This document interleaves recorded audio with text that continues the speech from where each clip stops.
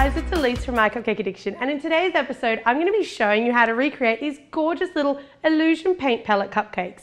So I'm going to show you how to make the little paint palette, I'm going to show you how to make the little brushes, and I'm also going to show you how to stand them up, making it look like they're actually standing up, just dipping into those little paint palettes.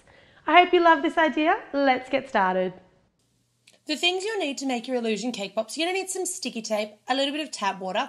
I'm using some chocolate ganache, so I can link to our chocolate ganache recipe in the description box below, or you can just use your favourite frosting. I've got a knife, a fondant rolling pin, I've got a really sharp knife and then a paintbrush, a couple of Pocky. So if you haven't used Pocky before, they're essentially like a breadstick. They kind of look like a pretzel stick and they're dipped in chocolate. You can also use a pretzel stick dipped in chocolate. I've got fondant or modelling chocolate in a bunch of colours, so I've got a little bit more of the white, and then I've got a small amount of all the colours in the rainbow that I want for my paint palette, as well as a tiny bit of grey. Some corn flour in a shaker, a little bit of silver luster dust, or a little bit of silver shimmer powder. I've got two circle cutters, so I'm using a 2.5cm or a 1 inch and a 6.5cm or a 2.5 inch, and then I've also got two small piping tips, and I'm really just using these as tiny little circle cutters today. I've also made for you guys a paint splatter printable cupcake wrapper, which is absolutely free. I've just printed mine out on a standard home printer on a slightly thicker 210 GSM cardstock, and I'm going to be using those to wrap our cupcakes today. So you want to sprinkle down some of that corn flour and roll out your fondant to about 2mm thick,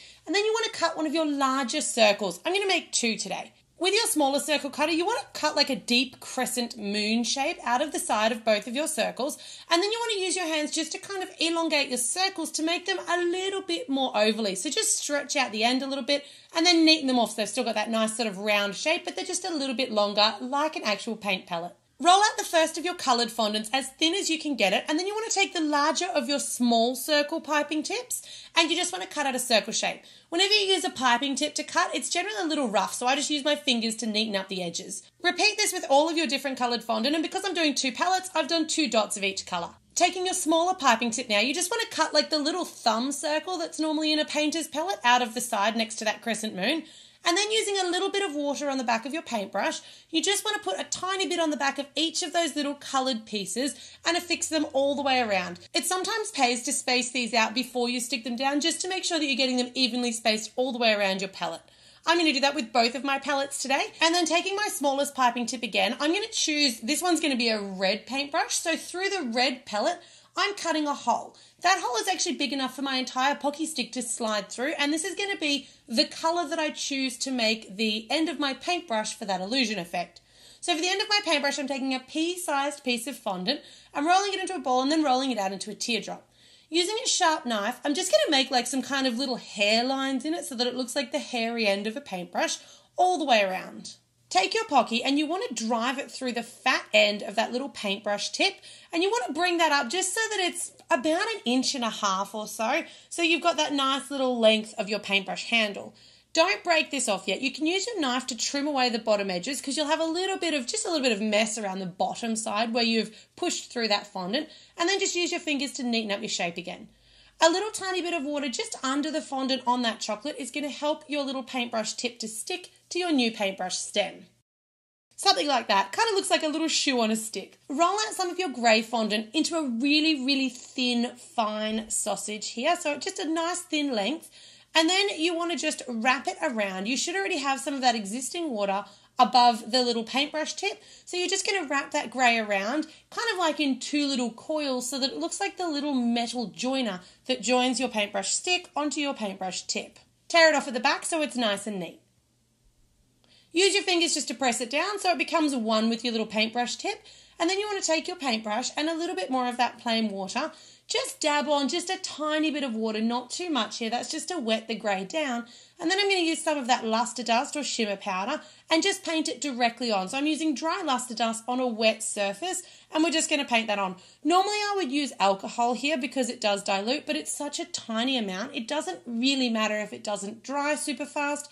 It's not something that's going to be getting in the way of your work. Something like this. So you have the option of either making the laying down paintbrush or the standing up illusion paintbrush. I'm going to show you how to do the laying down version.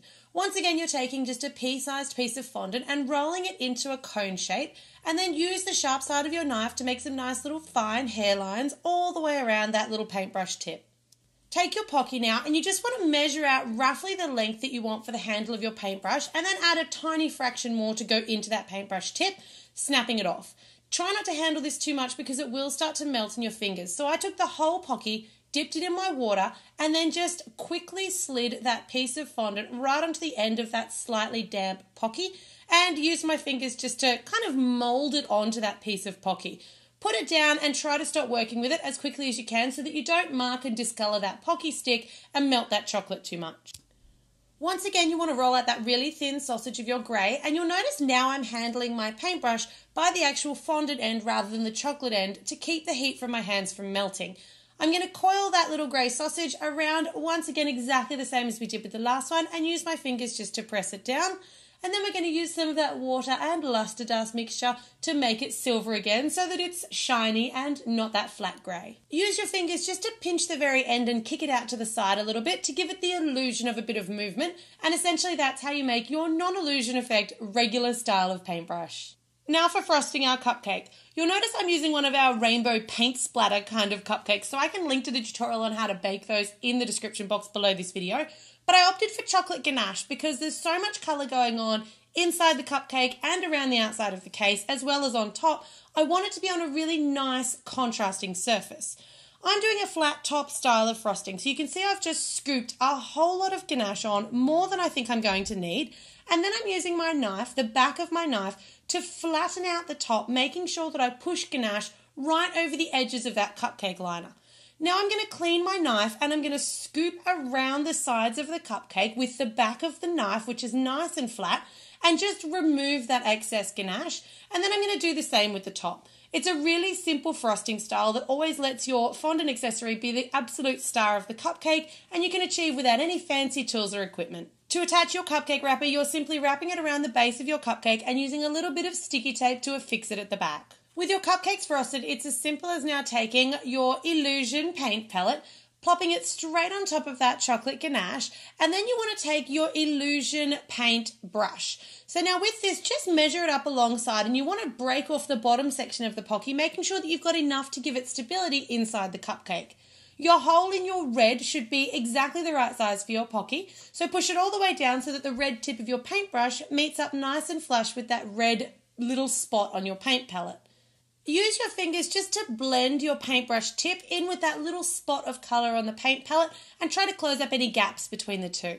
Now I like to take this a little bit over the top by taking some tiny little flecks of the same coloured fondant and rolling them into minuscule little teardrops and using a little bit of water just to stick them on, almost like that paintbrush has splashed into the paint and sent red paint going all over our palette. This is a bit optional and I didn't do it on all of my cupcakes, I just did it on a couple.